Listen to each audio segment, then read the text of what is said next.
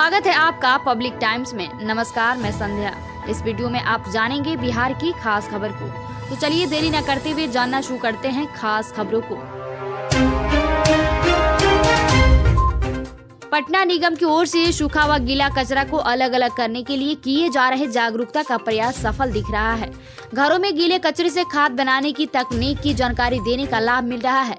निगम क्षेत्र में लगभग 6000 घरों में गीले कचरे से खाद बनाई जा रही है। घरों में गीले कचरे से खाद बनाने को लेकर निगम की ओर से उन घरों से कचरा शुल्क नहीं लिया जाएगा। इसके अलावा सप्ताह में एक दिन उन घरों से सूखे कचरे के कलेक्शन का काम निगम की ओर से किया जाएगा। लोगों को प्रोत्साहन देने के लिए निगम ने यह निर्णय लिया है। जिन घरों में गीला कचरा से खाद बनाने का काम हो रहा है, उन घरों को कचरा शुल्क नहीं देना होगा।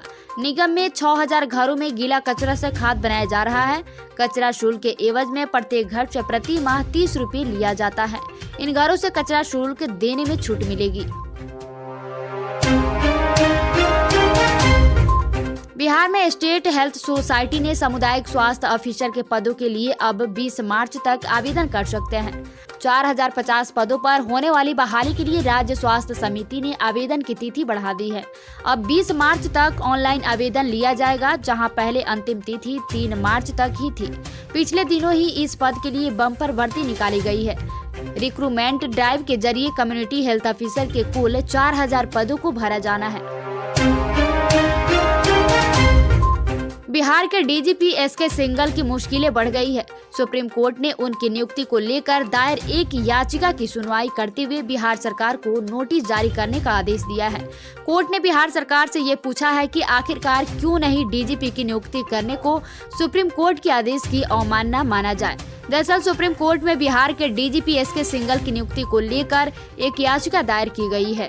याचिका में कहा गया है कि बिहार सरकार ने सुप्रीम कोर्ट के आदेश की अवहेलना कर बिहार में डीजीपी की नियुक्ति कर दी है। कोर्ट में इस मामले की सुनवाई हुई। याचिकाकर्ता की ओर से बहस करते हुए वरीय अधिवक्ता जय शलवा ने कहा है कि सुप्रीम कोर्ट ने कई बार राज्यों के डीजीपी की नियुक्ति में अपने आदेश का पालन सुनिश्चित करने को कहा है।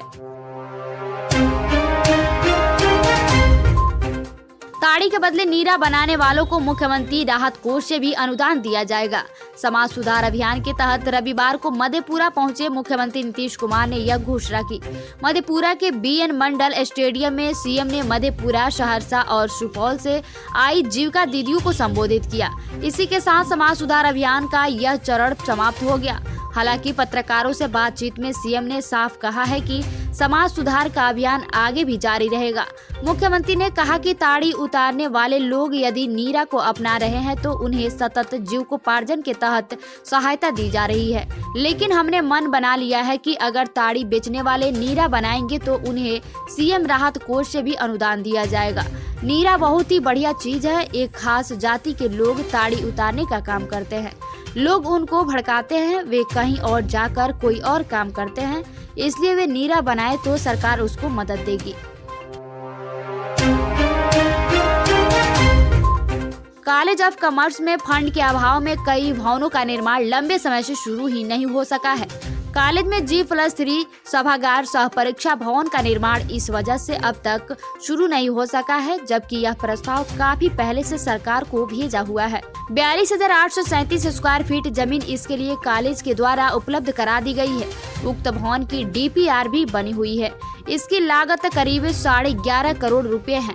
Bihar state education infrastructure development corporation के द्वारा यह बनना है, लेकिन समस्या यह है कि बिना राशि के भवन कैसे बने। इसके अतिरिक्त तो कॉलेज में लैब के लिए नया भवन बनाना है, लेकिन कॉलेज के पास फंड का अभाव है। चूँकि अभी पुराने प्रस्ताव का ही राशि स्वीकृत नहीं हुई है, नए भवन का प्रस्ताव नहीं भेजा जा रहा है। यूक्रेन में पढ़ाई कर रहे भारतीय छात्र वतन लौटने के बाद एक ओर अपनों से मिलकर खुश हैं, तो दूसरी ओर उन्हें अपने पढ़ाई और डिग्री की चिंता सता रही है। यूक्रेन के वार जोन से किसी तरह बचते बचाते भारत पहुंचने के बाद विद्यार्थियों की आवाज में थकान का एहसास हो रहा है। 5th ईयर के मेडिकल छात्र तनवीर रजा कहते हैं कि घर पहुंचने के बाद पढ़ाई की चिंता सता रही है। करियर का क्या होगा कुछ समझ में नहीं आ रहा है। छात्र यूनिवर्सिटी अधिकारियों से पूछताछ कर रहे हैं और वे भी अभी कुछ भी स्पष्ट बताने की स्थिति में नहीं है। लड़ाई अभी कितनी और लंबी चलेगी यह किसी को नहीं पता है। उस समय तक केवल इंतजार ही कर सकते हैं। वहीं खारकिव में पढ़ाई करने वाले अभिषेक बताते हैं कि यूनिवर्सिटी ने हमें इस माह तक इंतजार करने के लिए कहा है। इस बार हमारा क्लिनिक पेपर है तो ऑनलाइन पढ़ाई भी करना मुमकिन नहीं है।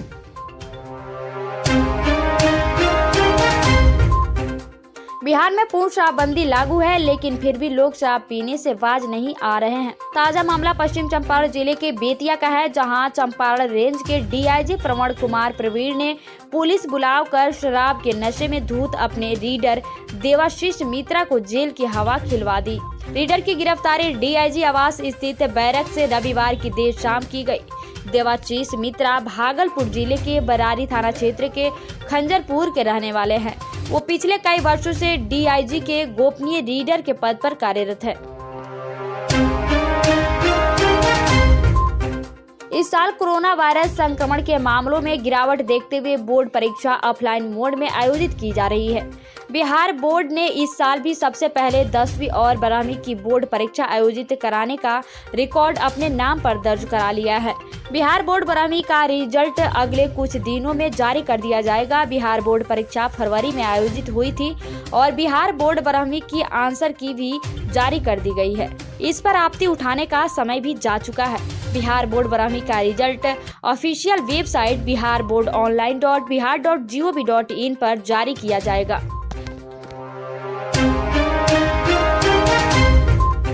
बिहार के गोपालगंज में ऑनर किलिंग का मामला सामने आया है। शराब के नशे में लड़की के पिता और उसके चाचा समेत 3 लोगों ने मिलकर जघन्य तरीके से गला रेत कर अपनी बेटी की हत्या कर दी है।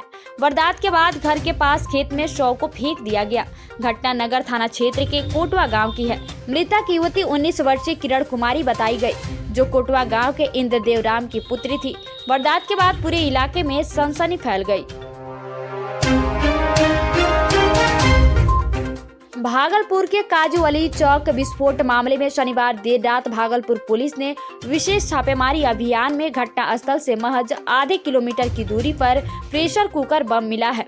पुलिस सूत्रों से मिली जानकारी के अनुसार प्रेशर कुकर बम में मौजूद विस्फोट पदार्थ सिल्वर रंग की थी, जो कि जानलेवा मानी जा रही है। यह भी ख्वाहिश लगाए जा रहे हैं कि बरामद किया गया प्रेशर कुकर बम को पूरी तरह से बनकर तैयार नहीं था। उक्त बम को बनाने वाले अपराधी उसे बनाने की प्रक्रिया में ही थे कि पुलिस ने छापेमारी कर उसे बरामद कर लिया।